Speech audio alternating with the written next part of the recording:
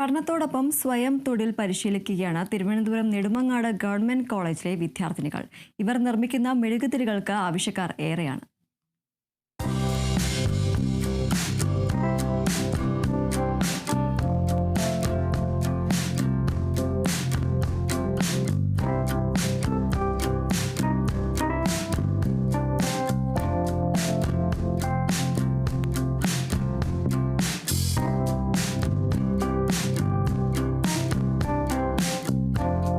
സ്വയം തൊഴിലിലൂടെ വേറിട്ടൊരു മാതൃക സൃഷ്ടിക്കുകയാണ് നെടുമങ്ങാട് ഗവൺമെന്റ് കോളേജിലെ 40ഓളം വിദ്യാർത്ഥികൾ.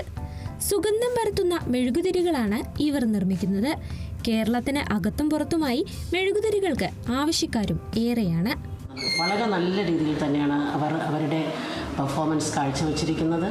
അവർ കാർത്തിക, ദീപാവലി, അതുപോലെ വരുന്ന ക്രിസ്മസ് അങ്ങനെയുള്ള ഉത്സവങ്ങളെല്ലാം കേന്ദ്രീകരിച്ചുകൊണ്ട് എല്ലാവരെയും സന്തോഷിപ്പിച്ചുകൊണ്ട് മെഴുകുതിരി നിർമ്മാണം നടത്തുകയാണ്. കുട്ടികൾക്ക് പഠനത്തോടൊപ്പം ഒരു തൊഴിൽ, അതിലൂടെ ഒരു വരുമാനം എന്ന ആശയത്തെ മുൻനിർത്തി നടത്തുന്ന ഈ പ്രോഗ്രാമിന് എല്ലാവിധ ആശംസ.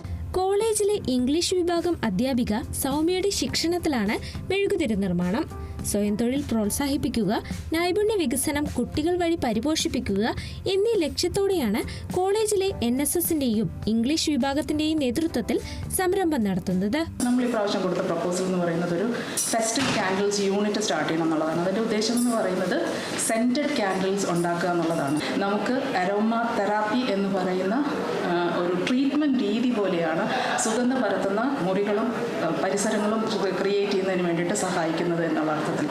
സാധാരണഗതിയിൽ നമ്മൾ കാണുന്നത് പാരഫിൻ വാക്സ് എന്ന് പറയുന്ന ആർട്ടിഫിഷ്യൽ ആയിട്ടുള്ള രൂപത്തിലേക്കാണ് കാൻഡിൽസ് കാണുന്നത്. പക്ഷേ ഇതിൻ്റെ ഒരു പ്രത്യേകത പൂർണ്ണമായും നാച്ചുറൽ ആയിട്ടുള്ള സോയ വാക്സുകൾ ഉപയോഗിച്ചിട്ടാണ്. ഇത് ഏത് തരത്തിൽ വേണമെങ്കിലും ഏത് റേറ്റിൽ വേണമെങ്കിലും നമുക്കിത് ചെയ്തെടുക്കാമെന്നുള്ളതാണ് ഇതിൻ്റെ പ്രത്യേകത എന്ന് പറയുന്നത്. പാരാഫിൻ വാക്സിനാണ് പ്രധാന നിർമ്മാണ വസ്തു. വിവിധ കനത്തിലുള്ള കോട്ടൺ നൂലുകൾ കൊണ്ടുള്ള തിരി, നിറങ്ങൾ, സുഗന്ധദ്രവ്യങ്ങൾ എന്നിവയാണ് അസംസ്കൃത വസ്തുക്കൾ. ഇപ്പോൾ ക്രിസ്മസ് വിപണിയിൽ കോളേജിന്റെ മെഴുകുതിരിക്ക് വൻ ഡിമാൻഡാണ്. Kerala vision news, Thiruvananthapuram.